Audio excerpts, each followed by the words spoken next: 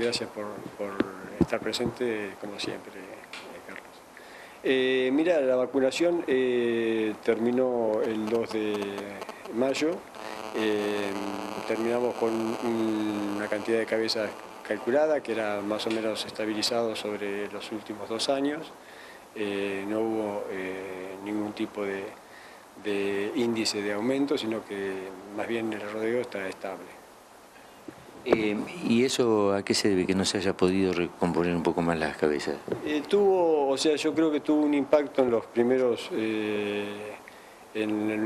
aumentos que se sintió, digamos, que se produjo en la ganadería, tuvo un impacto favorable enseguida, pero quedó ahí en ese alrededor de un 4 o 5% en 2 años que aumentó. Y ya después se estabilizó. Sí, ya el año pasado no se vio un aumento, ningún índice de que se iba a mantener, que se iba a producir algún tipo de aumento, y en esta vacunación, que es la de menores, nosotros no tenemos un panorama tan claro, pero sí vemos que la cantidad de cabezas de menores se mantuvo igual que la del marzo del 2012. Con respecto a la dosis aplicada, ¿es la misma? Sí, se sigue manejando con la vacuna Oriosa. Se vacunaron alrededor de 130.000 animales menores, que incluye algo de novillo, vaquillona y novillito, y de terneros se hicieron alrededor de unos 80.000 terneros. Eso nos está dando más o menos los mismos índices de destete del 2012 sobre una cantidad de 94.000 vacas que tenemos. Daniel, si bien están puntualmente siempre la parte técnica, pero en ese mano a mano con el productor ganadero, ¿cómo lo ves? ¿Lo ves optimista? ¿Lo ves que el que es ganadero y que ha mantenido medianamente la estructura sigue apostando a la ganadería, y el que se fue ya le cuesta muchísimo más volver? Claro, sí. Uno vio que los aumentos que se producen en los stocks fue sobre aquellos ganaderos que mantenían una cantidad de cabezas importante.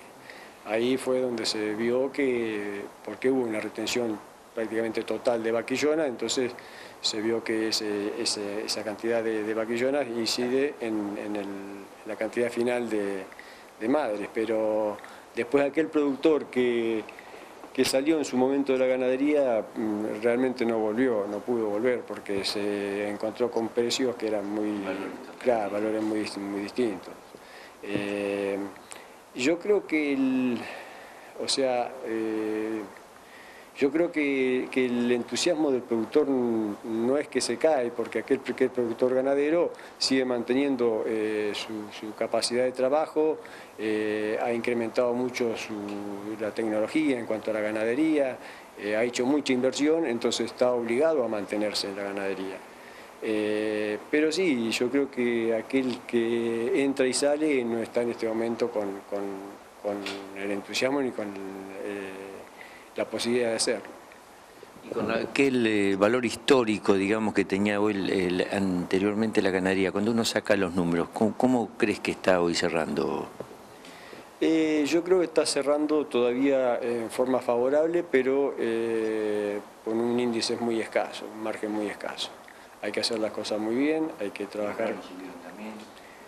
Sí, eso es otra, pero sí, yo creo que aquel que está trabajando bien todavía tiene una renta favorable, pero bueno, lo que pasa es que si nosotros vemos que estamos vendiendo el ternero un peso o un peso 50 menos que el año pasado, estamos perdiendo ya un 10, un 15, un 10, un 12% en cuanto al precio, más un 30% de inflación, o sea que ahí es donde el entusiasmo deja de existir.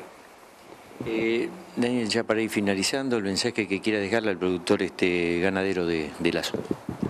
No, nosotros siempre alentando a la vacunación, creemos que es una herramienta que nos va a permitir estar en la posibilidad de exportar. Y bueno, agradecer siempre que el productor está predispuesto en todo momento a los planes que se le presentan, ¿no es cierto?